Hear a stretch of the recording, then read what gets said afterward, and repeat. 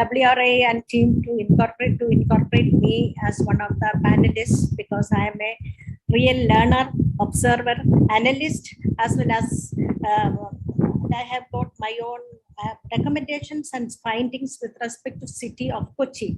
I started my research based on Kochi, my practical experience from the Greater Cochin Development Authority, and my theoretical experience from Cochin University of Science and Technology. I have ended with a research report, research dissertation, and I evolved two strong indicators known as environmental efficiency and carrying capacity, and which can be taken. I have evolved from the global level to the local level, to the Kochi city, for the development of Kochi.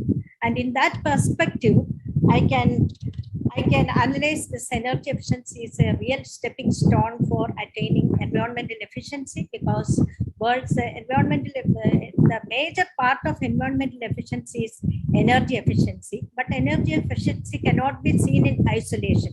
It has to be seen comprehensively.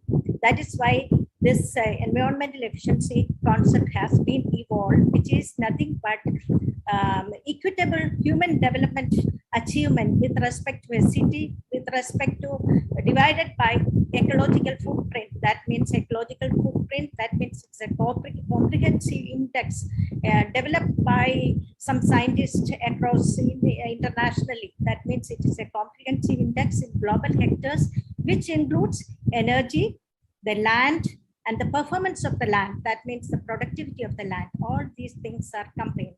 That means environmental efficiency is a simple word, but it contains many things. It is a comprehensive index, and at a national level, international level and national level, we have got ready-made data by which we can do comparisons between nations, and we have make the benchmarking of the cities, not cities, nations, but subnational level for the state as well as for the city level. Actually, we need compilation of data to achieve a better evaluation of environmental efficiency theory. And for that, this energy efficiency has got a great role in achieving environmental efficiency. And kudos to WRI India and Cochin Corporation for carrying out such a relevant study. And coming back to the question put forward to me, if certain areas are air cooling load is high, that means if there is a energy intensity is very high with respect to certain areas in certain parts of Cochin city, that means it is an indication of bad urban planning or inefficient urban planning, where heat traps or urban heat islands will be formed in certain part of the city. Heat is not going to get dissipated, and it will be, once this urban heat traps are formed inside the certain locations in the city, it will be getting aggravated, because once heat traps are more, people will be using more energy. Again, it will be more energy will again create more discomfort. There will be health hazards. It will be reflecting in health hazards. It will be reflecting in productivity, so that it will say total environmental efficiency collapse. What is going to happen? So what we can achieve as a remedial measures, that is immediate measures, we can introduce park and open spaces in order to absorb energy, and also that means artificial water bodies, avenue plantation, and wind corridors. That means through wind, the heat gets dissipated, and also green roofing measures. That means greening of roofs. That means we are giving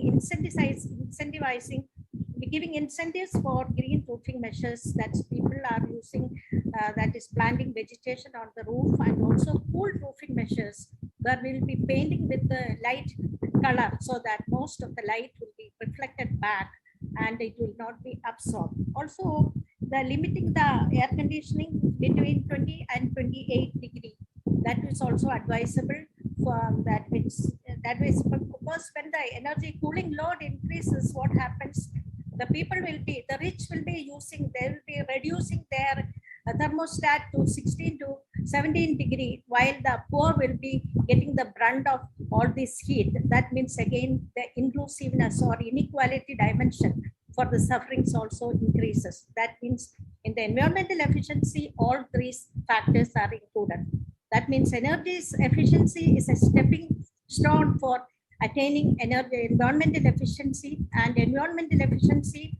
Attaining environmental efficiency is a stepping stone for attaining sustainable cities across the world, and so that is attaining sustainable cities is a stepping stone for attaining a sustainable world, because that is a sustainable cities. The key is that is comprehensive index out of all 17 HDCs. Sustainable city is the most comprehensive goal for achieving all goals, because if we are analyzing each and every aspects, that good health, good education, and like that, all these things are together.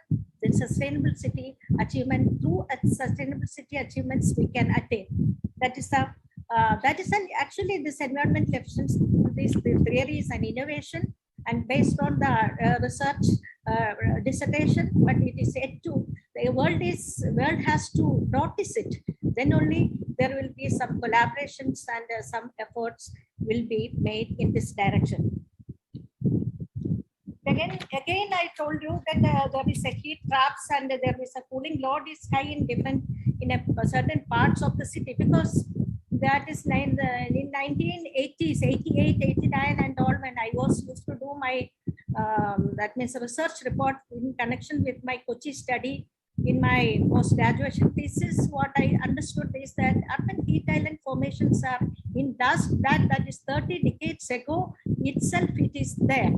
I remember, I sharply remember there was a 3 degrees Celsius difference, so temperature difference between Menaga and Kachiripadi, based on the urban meteorology department study, which is conducted by Cochin University of Science and Technology. And now, if those studies, there might be studies I haven't noticed, but if the situation might have aggravated. So these kind of measures are to be addressed through redevelopment measures. That's what Cochin Corporation actually needs redevelopment measures, because most of the places, some of the places, at least some 30-35% of the places are horizontally packed.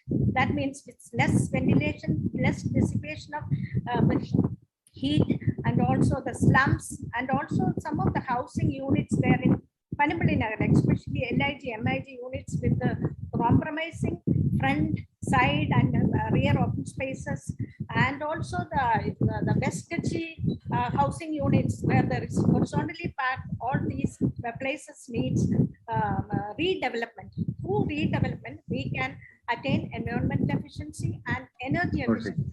Yeah, got it. Sorry to interfere.